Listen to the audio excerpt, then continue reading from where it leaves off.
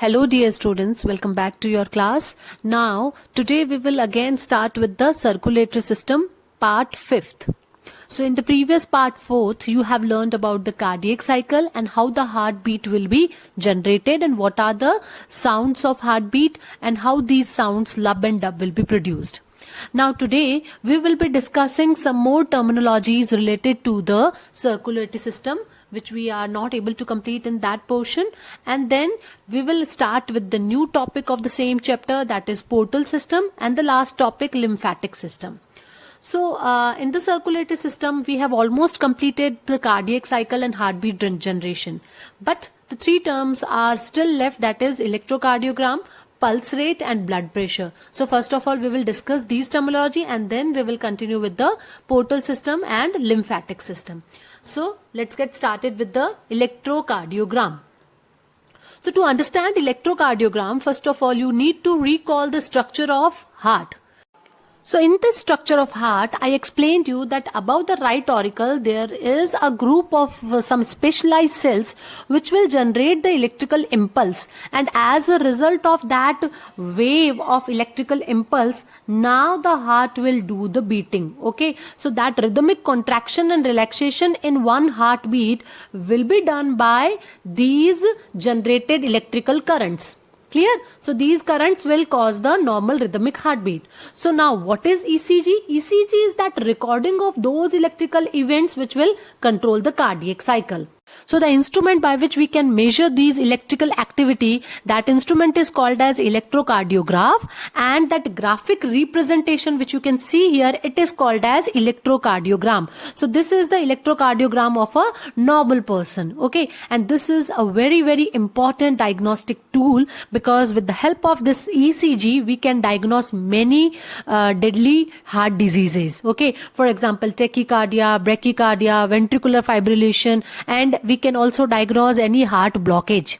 Okay, that's why always doctors are recommending that ECG करवा के ले आओ अगर हार्ट की कोई भी प्रॉब्लम है तो. So फिर वो उस ECG की हेल्प से they can diagnose the particular disease. Now what is tachycardia disease? Sometimes if a person is having more than the normal pulse rate, then it is called as tachycardia. Means normal pulse rate कितनी होती है 72 per minute. Okay, but if it exceed and it will be around 100, then it is called as tachycardia disease. Sometime it will get so lowered, then that is called as brachycardia disease. Okay, and in brachycardia disease it would be near about 60 per minute. Right and what is ventricular fibrillation? उसमें क्या होता है, ventricles का जो contraction है वो proper नहीं हो पाता है ड्यू टू सम ब्लॉकेज और some other disorders, and then it will do the over shaking और that we can say it will be fluttering type. मतलब वो 500 पर मिनट के स्पीड से बहुत ज़्यादा फ्लुटर करेगा. That is called as ventricular fibrillation. So that is also a type of very deadly heart disease and it can also diagnose the blockage in the heart. Okay, so this is all about your electrocardiogram and its uses. Now come to the next topic, that is pulse rate. Now what is pulse rate? We all know that the heart will do the rhythmic contraction and relaxation, and that will produce a sound which is called as heartbeat. Okay, so with each rhythmic contraction of the heart, we can feel that the contraction in the connected arteries also, because you know that heart is connected with the arteries. Okay, so arteries basically heart से connected है. सो जब heart contract करेगा, so with that there will be a jerk in the arteries also. जो arteries उससे connected है उसमें भी एक जर्क प्रोड्यूस होगा, एक झटका सा लगेगा, and we can hear that jerk और we can say we can measure that jerk, and that jerk number will be equal to the number of heart beat. So that is called as pulse rate, and this pulse rate can be calculated in some of our superficial arteries. Means we have studied that arteries are very deeply seated in our body, but at some places it is present superficially. Okay, you can see here that in this area the arteries are very superficial. So in this particular area, if you will keep your two fingers here and then you will feel that beep beep sound will come, that is due to the jerk produced by the contraction of heart. Okay, so the number of pulse rate will be equal to the number of heartbeat, because जितनी बार heart contract होगा, जितनी heart beat होगी, उतने ही number का jerk होगा arteries के अंदर. Okay, so if a doctor do not have that stethoscope to measure the number of heartbeat, okay, sometimes you have seen that doctors are using this technique also to measure your heartbeat, or we can say they are just listening to your pulse rate. Okay, so the number of pulse rate in a normal person will be 72 per minute, means as equal to your heartbeat. Clear hai? Now the next topic is blood pressure. So when the blood is flowing in the arteries and veins, it will also exert a pressure onto the wall of arteries. जब blood flow होता है arteries के अंदर, सो वो क्या करेगा, जो inner wall है आर्टरीज की उसके ऊपर भी एक प्रेशर एक्सर्ट करेगा. Okay, and that pressure is called as blood pressure. Now in the arteries, that pressure will be of two different values, or we can say it would be of two different types, because when the heart will contract, that time the pressure will be more in the arteries. Okay, क्योंकि arteries भी वहाँ पे क्या हो रही है, थोड़ी stretch हो रही है. Okay, and when the heart will be in a diastolic stage, that time that pressure will get lowered. So we have named differently these pressures, that is systolic pressure and diastolic. Systole का मतलब होता है contraction, means systolic pressure is a pressure exerted onto the arterial wall during the systolic stage of heart. Okay, and diastolic pressure is a force or a pressure exerted onto the arterial wall during the diastole phase. Okay, so if we calculate the normal blood pressure, so we have to calculate both these values. So it would be like systole per diastole. So normal person में blood pressure की value क्या होती है, 120/80 mmHg. Why it is called as mmHg? Because we can measure that blood pressure by an instrument called as sphygmomanometer. Okay, so in this instrument there is one column is fitted which is filled with the Hg. Hg means mercury. So जितने pressure से वो mercury को ऊपर करता है उसको हम measure करते हैं उसके through. Okay, so we can say that in systolic pressure that would exert a pressure which will move the mercury up to 120 mm of Hg.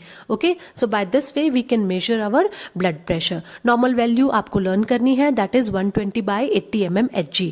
And here the unit is very important. 120/80 लिखने से नहीं चलेगा, you have to write mm of Hg also.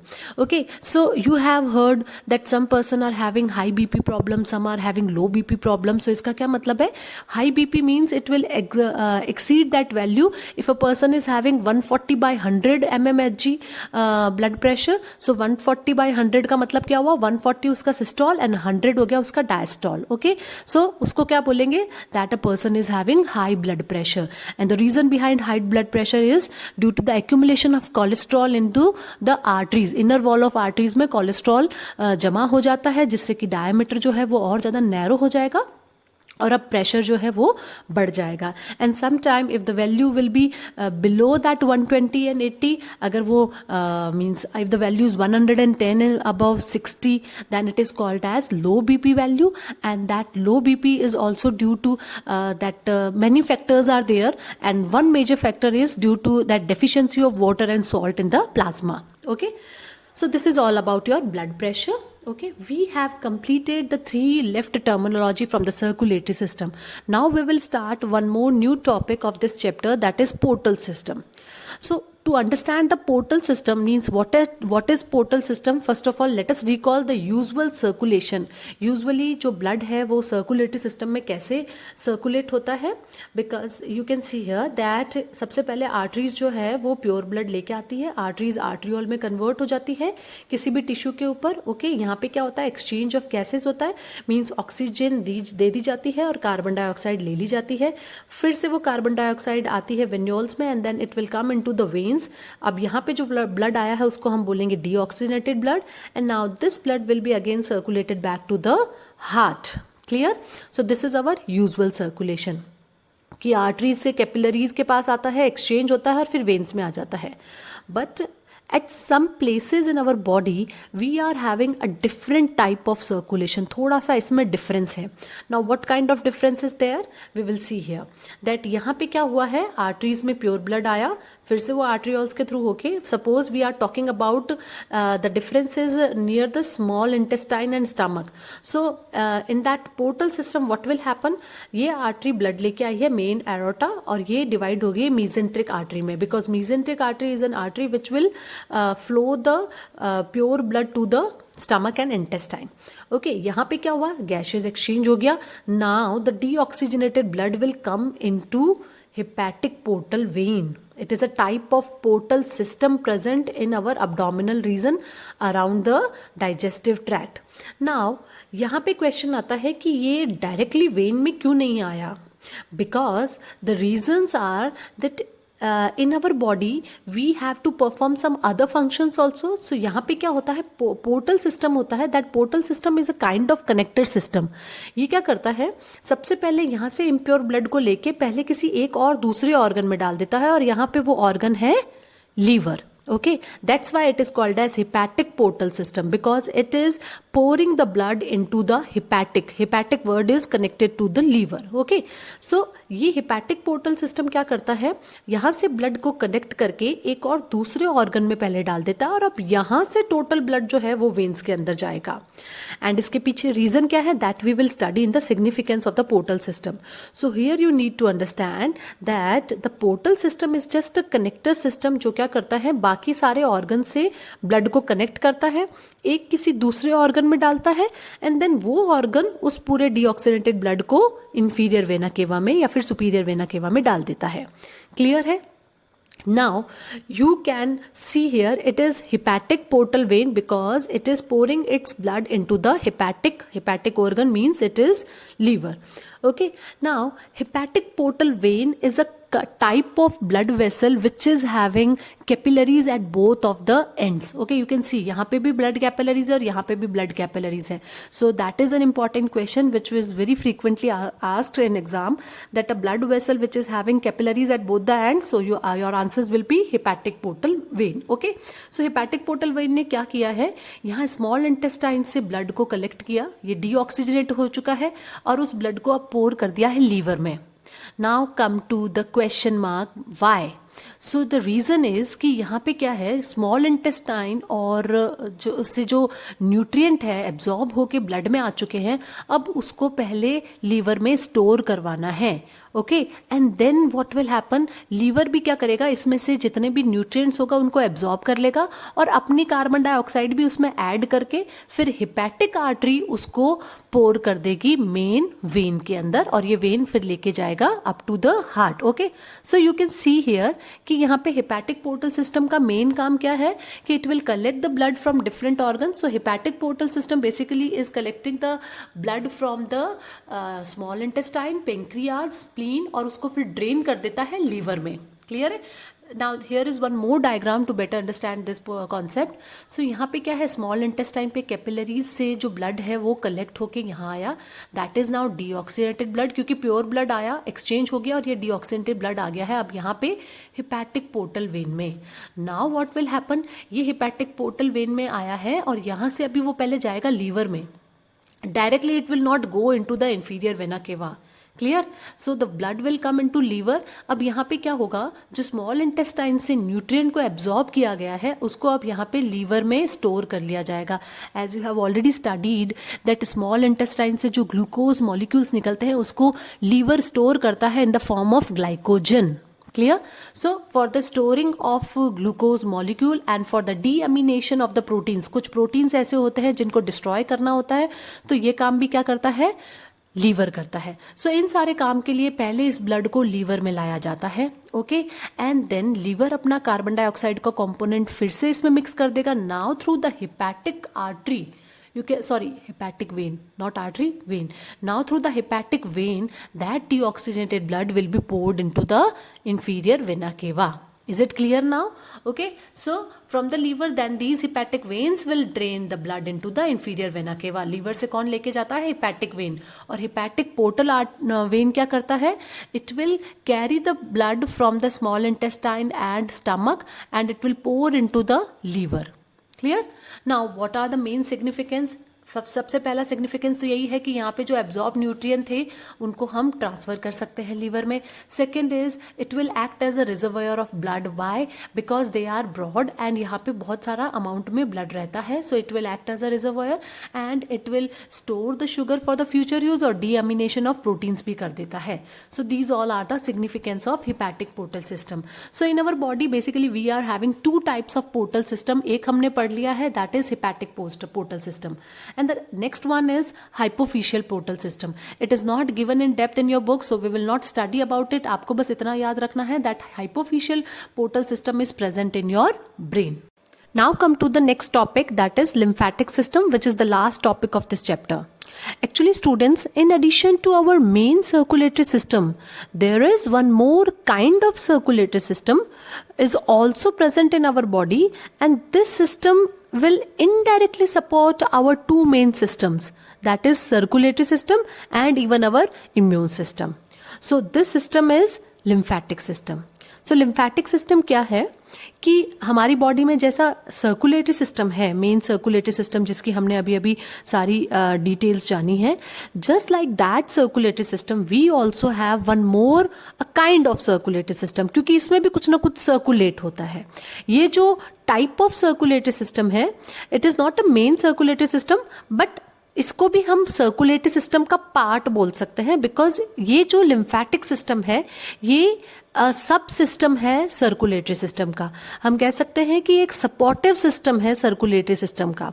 Clear? Circulatory system जो हमारा है body में, वो proper function तभी कर पाता है जब लिम्फेटिक सिस्टम उसको सपोर्ट करता है.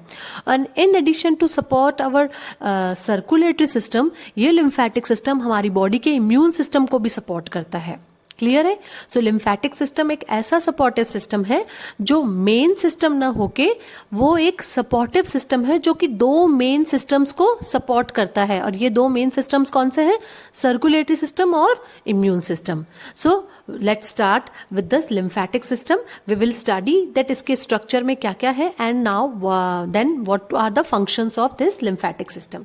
सो बेसिकली जैसे हमारे जो मेन सर्कुलेटरी सिस्टम है उसमें 3 मेन कंपोनेंट्स थे, that is the fluid connective tissue called as blood. Okay, then types of blood vessels, arteries, veins and capillaries, and the main pumping organ heart. ये हो गया हमारे 3 components of main circulatory system. ऐसे के ऐसे यहाँ पे भी 3 main components हैं. क्या है यहाँ पे? यहाँ पे ब्लड की जगह फ्लूइड कनेक्टिव टिश्यू क्या हो गया है? चेंज होके lymph. Okay, that would be a clear fluid called as lymph. Okay, we will know कि lymph में क्या आता है, but अभी केवल ये ध्यान रखना है कि जो fluid connective tissue lymphatic system में है that is not a blood, it is lymph. Then vessels, यहाँ पे जो वेसल्स है उनको हम बोलते हैं lymphatic vessels, lymphatic capillaries, lymphatic ducts, ये सारी उसकी वेसल्स होती है. देन लिम्फ नोड्स भी होते हैं, that I will explain you क्या है. And then main organs of lymphatic system. So organs of lymphatic systems are tonsil and spleen. So one by one, step by step, we will study that what are the main parts of lymphatic system, and in the final stage we will study about the function of this lymphatic system. Now before starting the lymphatic system, let's understand that how this lymphatic system is a supportive system for the circulatory system. So here you can see that this red and blue colored structure, that is our circulatory system. Circulatory system में हम क्या पढ़ते हैं कि heart से pure blood arteries के through सारे organs के पास जाता है. यहाँ पे एक्सचेंज ऑफ मटेरियल होता है, ब्लड फिर से डीऑक्सीजनेटेड होके from the vena cava it will again come into the heart. Okay, so this is about our circulatory system. So what is happening in the circulatory system कि जब यहाँ से pure blood आता है, so it will come with a very high pressure, and when the materials will get exchanged at that time, many other components of the blood will also come out through these capillaries. Okay, so जब क्या होता है blood capillaries में आता है तो capillaries are very thin walled, you all know very well. So तब यहाँ से जब gases बाहर निकलती है, means ये जो oxygen combined है वो इन capillaries के थ्रू बाहर आ जाती है tissues में enter होने के लिए. So with that oxygen, a large amount of plasma will also come out, and even some of the cells also that is the WBC cells, because you know WBC irregular shape में होती है तो वो capillaries से squeeze out हो जाती है, RBCs और प्लेटलेट्स बाहर नहीं आ पाती हैं. Okay, so RBCs and platelets will remain in that circulatory system only, but with that high pressure, a little amount of, or we can say not a little, a high amount of plasma plus WBC cells will come out. Okay और ये यहाँ पे आके जो tissue के आसपास में जो इंटरस्टिशियल स्पेसेस होते हैं उसके अंदर ये एक्यूमुलेट हो जाएगा. ओके अब यहाँ क्या होता है, जितना बाहर निकलता है उसमें से कई ज़्यादा वापस री एंटर भी हो जाता है वेन्यूल्स के अंदर और फिर से वो आगे ट्रांसपोर्ट हो जाता है. But still a large amount of that blood component will remain in around that tissues in the interstitial spaces. So यहाँ से क्या होता है कि अगर यहाँ पे हम मानते हैं कि 100% है, सो वापस जाते जाते तक ये 60% ही रह जाता है, because 40% of that plasma and many WBC cells will come out with that high pressure. Okay so अभी लिम्फेटिक सिस्टम क्या करता है, यहाँ से वो जो इंटरस्टिशियल स्पेसेस में जो प्लाज्मा प्रोटीन्स हैं, प्लाज्मा के अंदर जो वाटर है, न्यूट्रिएंट है या जो भी चीज़ें बाहर निकल गई है ब्लड से, वो सारी प्लस WBC सेल्स भी, वो सारा जो लिक्विड बाहर निकलता है उसको हम बोलते हैं लिम्फ. ओके क्योंकि इसमें से अब रेड ब्लड सेल्स बाहर नहीं निकली है, that's why the lymph is not red in colour, it is just a colourless fluid. So ये जो फ्लूइड बाहर निकला है उसको अब हम बोलेंगे लिम्फ. सो ये जो लिम्फ है वो अब इस सिस्टम के अंदर एंटर हो जाएगा. This system is called as lymphatic system. So अब ये क्या करेगा, यहाँ से ये जो एक्स्ट्रा अमाउंट में जो निकल चुका है इसको यहाँ से कैरी करेगा और लिम्फेटिक सिस्टम के थ्रू पास ऑन करके again it will pour that liquid into that subclavian vein. Okay, so lymphatic system is a type of drainage system. We can say that it is a drainage system of our body. क्योंकि ये क्या करता है, जो excess amount of यहाँ पे fluid इकट्ठा हो गया है interstitial spaces में, ये इसको फिर से drain back कर देता है into the circulatory system. Okay, and it is much needed. Otherwise what will happen, around the tissue there will be a swelling. क्योंकि जो tissues के around जो spaces है उसमें अगर ये amount रह जाएगा, जो component of blood बाहर निकल चुका है, filter out हो गया है, वो अगर वहीं रह जाएगा तो it will cause swelling in those portions. So that's why our body just need that drainage system. So first function of lymphatic system, I think it would be clear to all of you, it is a drainage system. So circulatory system में इसका main function होता है कि ये drain out कर देता है जो लिक्विड बाहर निकल गया है. और जब ये लिक्विड यहाँ से फिल्टर होता है, मींस ब्लड में से अगर हम आरबीसीज और प्लेटलेट्स को हटा दें, बिकॉज आरबीसीज और प्लेटलेट्स ना कैपिलरीज से बाहर नहीं निकलती है. सो बाकी जो कंपोनेंट बचता है जो बाहर निकल चुका है उस क्रिस्टल क्लियर फ्लूइड को हम बोलते हैं lymph. Okay so is it clear now? Now let us discuss all the parts of this system. So in the lymphatic system there will be a fluid, that fluid is called as lymph. Now the lymph will get entered into the capillaries. सबसे पहले यहाँ पे कौन सी capillaries में enter होगा? You can see here जो thin walled starting में जो branches हैं उनको बोलेंगे lymph capillaries. अब ये branches फिर से join होके ये बना रही है lymph vessel. Okay and then lymph vessel और ज़्यादा ज्वाइन होके बना रही है लिम्फ डक्ट. और जब लिम्फ डक्ट और ज़्यादा कंबाइन होके एक बीड लाइक स्ट्रक्चर बना रही है कई कई जगह पे, उसको हम बोलते हैं lymph nodes. So lymph nodes हमारी बॉडी में बहुत सारी जगह पे है. Basically the lymph nodes are more concentrate in our neck region, armpit regions, और we can say in our groin areas. Groin areas are the areas around our sexual organs. So वहाँ पे ये क्या होती है, जो ducts है, जो वेसल्स है, वो एक साथ में एक्यूमुलेट होके एक बीड लाइक स्ट्रक्चर बना देती है जिसको हम बोलते हैं लिम्फ नोड. और इसके अलावा इस सिस्टम के अंदर कुछ ऑर्गन्स भी होते हैं जिनको हम बोलते हैं tonsils and spleen. So I will explain you one by one what are these parts of lymphatic system. Let's start with the lymph. So I think all of you understood lymph क्या है. Lymph is a part of blood but it is not a blood. It is a part of blood which will have a plasma component plus WBC cells. Okay, so when the blood will travels through the capillary bed, it will move out, okay, through the venous system, and that fluid which is left behind in the tissue is called as lymph. Okay, so this lymph is a very clear colorless liquid with the same composition of the blood plasma. Clear है? And it is nothing than the clear watery blood plasma which is leaked out through the capillary walls. I have already explained you this thing. So इसके अंदर क्या क्या होता है? It will contain a high amount of water, oxygen, proteins, some glucose, some hormones are also present, WBC cells are also present. Okay, so everything which is present in plasma that will be squeezed out. So वो सब होगा, plus जो WBC cells है वो भी squeeze out हो जाती है, so वो भी lymph के अंदर present होगा. Okay, so here you can see that how the lymph will be produced and how it will get enter into the lymph capillary. Suppose ये आर्टरी से ब्लड आया हाई प्रेशर के through यहाँ पे tissues के आसपास में एक्सचेंज होने के लिए, ये ऑक्सीजनेटेड ब्लड में से ऑक्सीजन के साथ साथ में और क्या क्या बाहर निकल जाएगा, ब्लड का प्लाज्मा कंपोनेंट भी बाहर आ जाएगा और WBCs भी बाहर आ जाएगी. अब ये जो कंपोनेंट बाहर आया है उसमें से कुछ पोर्शन वापस एंटर हो जाता है वेन्यूल्स में, but only a little amount of that component will री enter into that circulatory system. बाकी जो सारा है वो यही टिश्यू के आसपास में इकट्ठा होकर रह जाता है. सो वो फ्लूइड अब कहाँ आ जाएगा, in that green coloured lymph capillaries, और अब ये लिम्फेटिक सिस्टम के थ्रू होता हुआ फिर से वेन्स में एंटर हो जाएगा. क्लियर है? So it is a kind of drainage system. So here it is showing the formation of lymph. Lymph कैसे फॉर्म हुआ, I have already explained you कि यहाँ से हाई प्रेशर से आएगा, बाहर निकल जाएगा ब्लड का component that is plasma and WBCs. Many components will again re-entered and it will go back to the veins.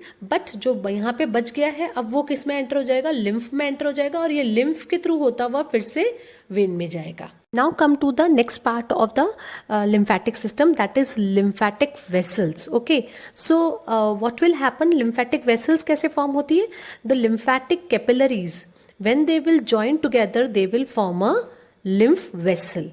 Clear है? ओके, सो जैसे कि हमने वहां भी पढ़ा है कि कैपिलरीज जो है वो ज्वाइन होके वेसल्स बनाती है, the same will happen here, but these vessels are also having numerous walls just like a veins. जैसे कि हमारी वेन्स के अंदर सर्कुलेटरी सिस्टम के अंदर वहां पे वाल्स होते थे to prevent the back flow of the blood, यहाँ पे भी बैक फ्लो को अवॉइड करने के लिए क्या है, फिर से यहाँ पे वाल्स प्रेजेंट है. ओके, सो ये भी एक बहुत इंपॉर्टेंट क्वेश्चन पूछा जाता है that in addition to the veins what are the different vessels which are having walls in them. Okay, और या फिर ऐसा भी क्वेश्चन आ सकता है, select any one which is having walls, और वहां पे आपको वेन्स मिलेगी नहीं और एक जगह लिखा होगा none of the above, so you can tick none of the above also, but the answer will be that lymph vessels because lymph vessels are having valves in it. Okay, so this is the important point. अब क्या होगा, ये जो lymph vessels है ये suppose एक lymph vessels यहाँ से आ गई और एक लिम्फ वेसल यहाँ से आ गई, these lymph vessels then combine together to form a lymph duct. Okay, जब ये थोड़ी सी और ब्रॉड हो जाएगी तो उसको हम बोलेंगे lymph duct. And at some places these vessels and ducts they will combine together and they will form a bead like structure, तो उसको अब हम बोलेंगे lymph node. Okay, so many specific points are there in the lymphatic system जहाँ पे ये जो vessels है ये इनलार्ज हो जाती है और एक बीड लाइक स्ट्रक्चर बनाती है और इसको अब हम बोलते हैं lymph nodes. Okay, so I explain you कि इनका नंबर जो है वो ज़्यादा नेक, आर्म पीट और ग्रोइन एरियाज में होता है. नाउ लिम्फ नोड्स का मेन फंक्शन क्या होता है कि these are the areas which will also produce the WBCs. Okay, I told you in the starting only कि ये जो लिम्फेटिक सिस्टम है ये दो मेन सिस्टम्स को सपोर्ट करता है. कौन कौन सा सिस्टम है, सर्कुलेटरी सिस्टम भी और इम्यून सिस्टम भी. सो जब ये यहाँ से जो बचा हुआ ब्लड का पोर्शन है जब ये इसको लेके जा रहा होता है, सो ये लिम्फ नोड के थ्रू पास ऑन होता है, और जब ये लिम्फ नोड के थ्रू पास ऑन होता है तब ये यहाँ पे क्या करता है, ये जो ब्लड का कंपोनेंट है लिम्फ, अब उसके अंदर ये क्या करेगा, WBCs को भी फिल कर देगा, because lymph nodes are the places which will contain a large amount of WBCs, lymphocytes, macrophages, even antibodies are also present. Clear है? So lymph nodes are the places where that lymph will get filled with the WBCs. सो जब ये वापस जाके veins के अंदर ये lymph को पोर करता है तब अब क्या करता है, फिर से वो रीफिल कर देता है WBCs को भी, जो बहुत सारी बाहर निकल जाती है. सो नंबर क्या है, अब फिर से इक्वलाइज हो जाएगा. क्लियर है? Now come to the next, that is the tonsils और spleen which are the lymph organ. Now lymph के जो ऑर्गन्स है वो अलग अलग प्लेसेस पे हैं. पहले बात करते हैं टॉन्सिल्स की. टॉन्सिल्स कहाँ होते हैं? इन योर माउथ कैविटी जो माउथ की कैविटी है, ओरल कैविटी है, ओके, सपोज ये हमारा माउथ है, तो इसकी ये जो ओरल कैविटी है, ये ओरल कैविटी है, इसके बेस पे यहाँ पे in the very starting point pharynx present होता है, ओके। सो यहाँ पे एक रिंग लाइक स्ट्रक्चर के अंदर ना टॉन्सिल्स होते हैं, on both the sides you are having your tonsils. और अगर आप कॉमन लैंग्वेज में हम बात करें तो हमने कई बार सुना भी है कि गले में बहुत ज़्यादा दर्द होता है तो डॉक्टर बोलते हैं टॉन्सिल्स हो गए आपको। Now why they are saying such kind of thing, I will explain you. Tonsils क्या है, ये ऐसे ऑर्गन्स हैं लिम्फेटिक सिस्टम के जहाँ पे ना बॉडी क्या करती है, किलिंग प्रोसीजर करती है।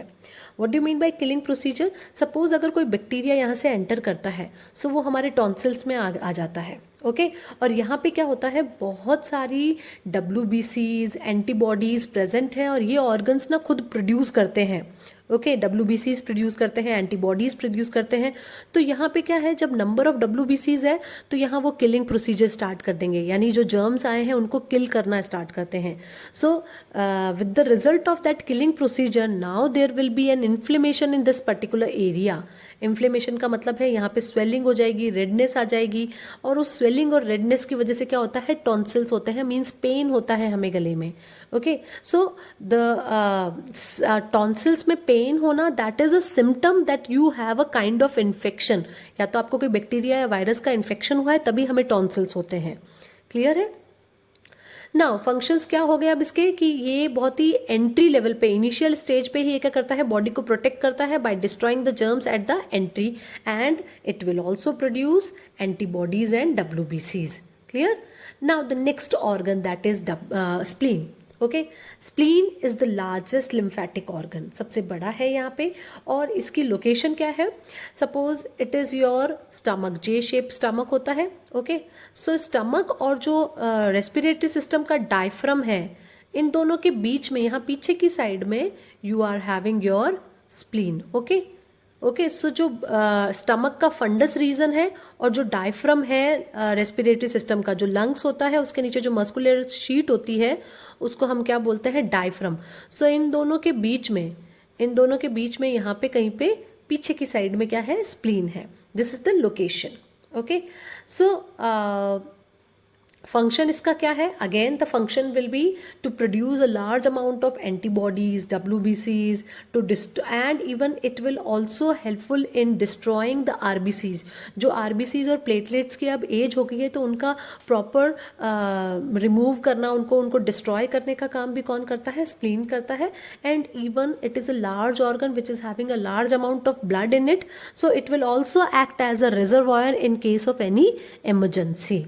Clear? So this is all about the lymphatic system. Structure of lymphatic system complete हो गया है, हमने उसके सारे पार्ट्स पढ़ लिए हैं, starting from the fluid that is lymph, then the vessels, lymph capillaries which will join and form lymph vessel, lymph duct, and then lymph nodes are there at many places which are bead like structure, and the organs are tonsil and spleen.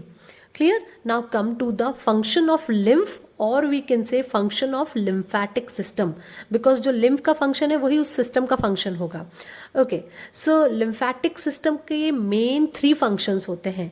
एक तो हो गया circulatory function, दूसरा हो गया immunity function, तीसरा हो गया ड्रेनेज सिस्टम और draining function.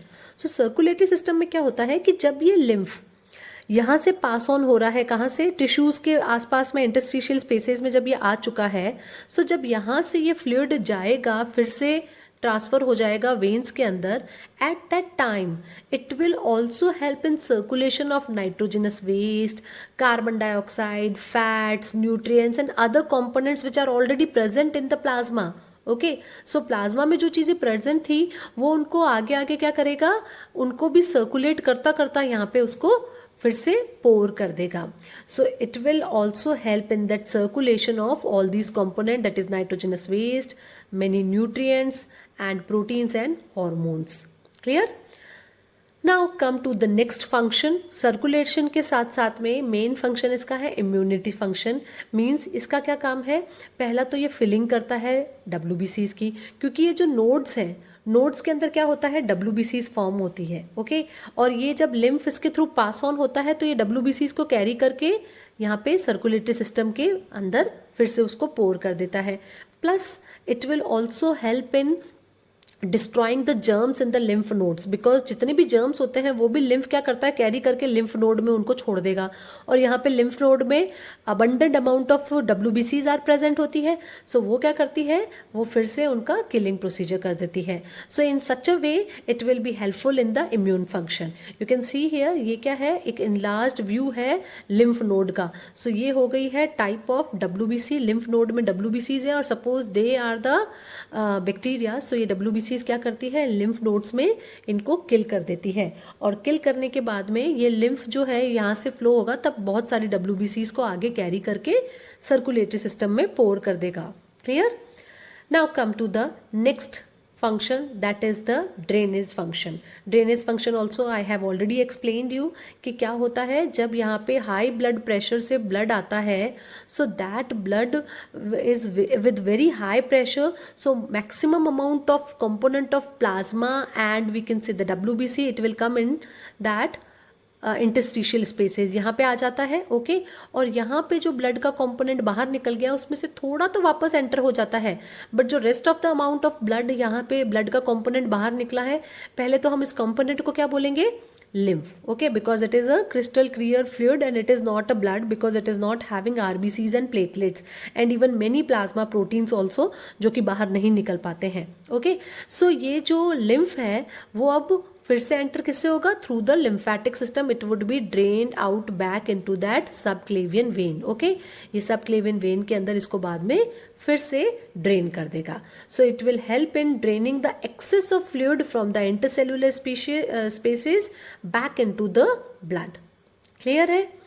So this is all about the structure and function of the lymphatic system and our chapter is over here. Okay, I really want all of you students to please go through the chapter and go through all the parts of the video. Okay, revise your chapter from all the parts of the video. Those who have not watched, watch it again and please ask me if you have any doubts. Thank you so much.